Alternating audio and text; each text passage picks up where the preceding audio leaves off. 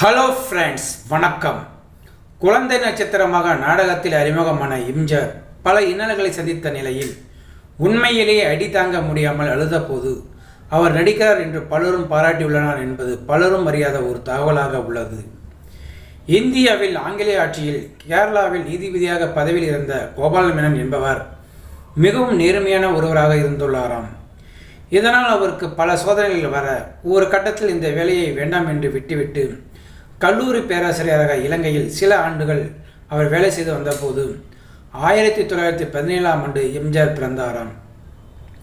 அவருக்கு 2½ வயது ஆகும்போது தந்தை கோபால மேனன் இறந்து போகிறாராம். தந்தை கோபால மேனன் இறந்த சோகத்தில் எம்ஜிஆரின் மூத்த அண்ணன் 2 அக்கா என 3 பேரும் மரணமடைந்து விடுகிறார்களாம். இதன் காரணமாக சத்யபாமா, மகன்கள் சக்கரபாணி, எம்ஜிஆர் ஆகிய இருவருடனும் கடுமையான வறுமையில் போராடி கொண்டிருந்தார்களாம். இந்த காலகட்டத்தில் எம்ஜிஆரின் அப்பா கோபால மேனன் மூலமாக பல உதவிகளை பெற்ற காவல்துறை அதிகாரியாக இருந்து ஓய்வு பெற்ற வேலு நாயர் என்பவர் எம்ஜிஆர் குடும்பத்திற்கு உதவி செய்து வந்தாராம்.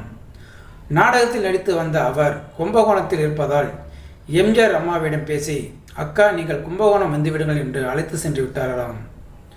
கும்பகோணம் வந்தவுடன் எம்ஜிஆர் மற்றும் அவரது அண்ணன் சக்கரபாணி ஆகிய இருவரும் குடும்ப உரிமை காரணமாக வேலு நாயருடன் நாடகங்களில் நடிக்க சென்றுள்ளார்களாம்.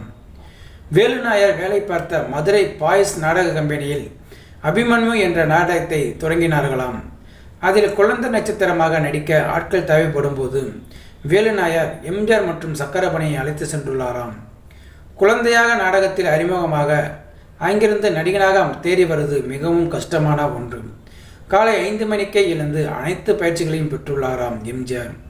அப்போது அவருக்கு நாடகத்தில் ஆசிரியராக இருந்தவர் காளி என் ரத்தனம்.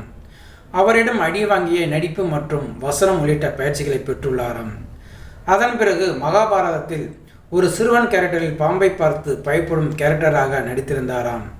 இந்த கேரக்டரில் அவர் பாம்பை பார்த்து பயந்து ஓடிய போது மற்றொரு நடிகரின் மீது மோதி விழுந்து அழுது விடுவாராம். இதுவும் நடிப்பு என்று மக்கள் சிரித்துள்ளார்களாம். அதன் பிறகு நல்லத்தங்காள் என்ற நாடகத்தை 7வது பிள்ளையாக நடித்துள்ளாராம் எம்ஜிஆர். அப்போது தனது அம்மாள் நல்லத்தங்காள் தன்னை கிணற்றில் தூக்கி வீச வரும்போது எம்ஜிஆர் நடிப்பை பார்த்து மக்கள் கைத்தட்டியுள்ளாராம். இதை பார்த்து வியந்து போன எம்ஜிஆர் அடுத்து என்ன நடிப்பது என்று தெரியாமல் அப்படியே நிற்க, அப்போது அருகில் திரைக்கு பின்னால் இருந்த ஒரு வாத்தியார் எம்ஜிஆரை அழைத்து கையில் வைத்திருந்த பிரம்பால் அடித்துள்ளாராம். அடி தாங்க முடியாமல் அழுத எம்ஜிஆர் அடுத்த பக்கம் செல்ல அங்கு ஜால்ரா தட்டும் ஒருவர் அடித்துள்ளாராம்.